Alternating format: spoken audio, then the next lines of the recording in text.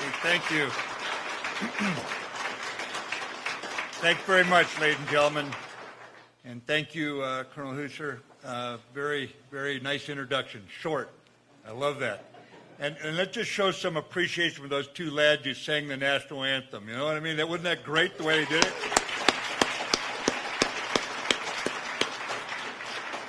You know, General, I couldn't sing or dance. They put me in the infantry, you know? One of those things. But the chaplain spoke about peace and unity, and that's really what we're here about today, a peace carved out of war. And I would just say, Ambassador Romualdez,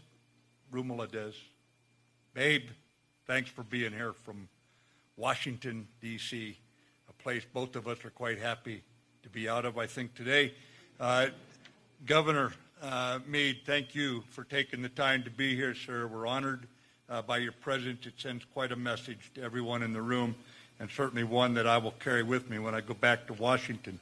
And to the senators who are here, the generals, the men and women of the mighty 90, I think I see you guys back there in the rear, the Manchu Command representatives from the 4th Battalion, 9th Infantry Regiment, and all the veterans, the veteran service organizations, and of course, all the people of Wyoming in this great state.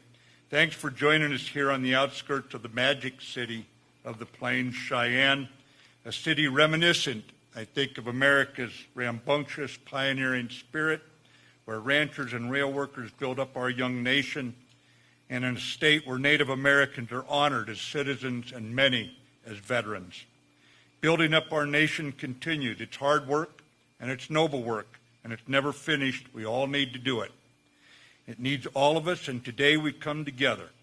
History teaches us that nations with allies thrive. With allies thrive. And it reminds us, too, history reminds us that all wars end. In returning the bells of Balangiga to our ally and our friend, the Philippines, we pick up our generation's responsibility to deepen the respect between our peoples, linking the western people of the great state of Wyoming with people in eastern Philippines. And by the way, Balangiga is only about 40 kilometers as the crow flies from a town named for General MacArthur, right across the hills there. A reminder, too, it doesn't start with us here, nor does it end with us here in terms of our friendship and respect. We return these bells with consideration of our present, but also with the utmost respect of our past, one of shared sacrifice as co-equal brothers in arms. For we in the U.S. military do not forget those who stood by our side when the chips were down.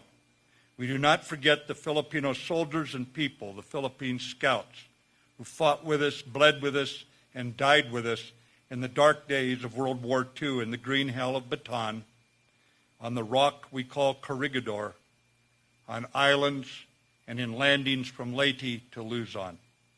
We do not forget our shared sacrifice in Korea, where in 1951 at Yultong, the Philippines' 10th Battalion Combat Team, those surrounded, held their position against the communist Chinese onslaught, allowing the U.S. 3rd Infantry to escape the trap.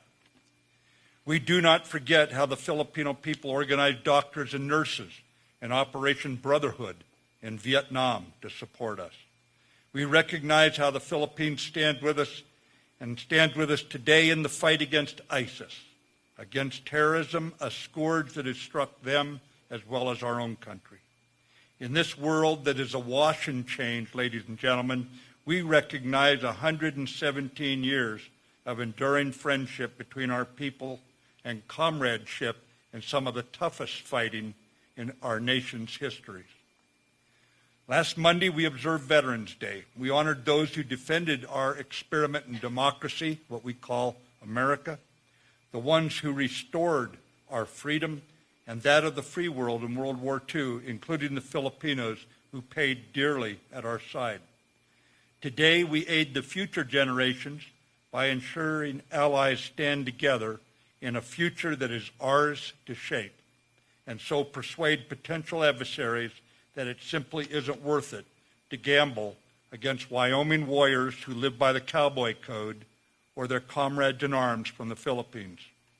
our proud veterans, dedicated members of the U.S. Philippine Society, and all those of goodwill in both the Philippines and the United States who labored so many years for this moment, thank you. To those who fear that we lose something by returning the bells, please hear me when I say that bells mark time, but courage is timeless. It does not fade in history's dimly lit corridors, nor is it forgotten in history's compost.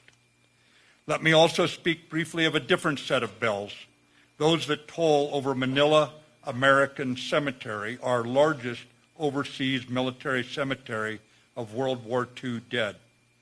Inscribed there on its walls are the names of thousands missing in action, American, Filipino, and even other nationalities.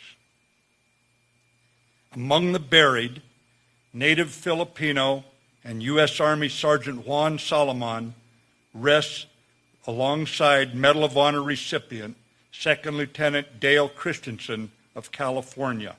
Thousands more of our two nations rest with them. All are brothers in arms, reminding us today of the better angels of our nature. By returning the bells of Balangiga, we listen to those angels and salute the bonds that were tested but never broken by war.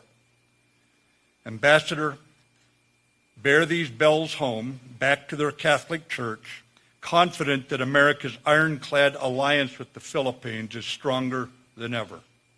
And all of us here can depart today certain in our knowledge of President Truman's words spoken at the dedication of Arlington National Cemetery in 1949. And we believe those words still hold true today. For the bells of Arlington, but also for the bells of the Manila-American Cemetery and for the bells of Balangiga, he said, as bells ring, the honored dead rest and freedom lives. So thank you very much, ladies and gentlemen. It's an honor to be here with you today.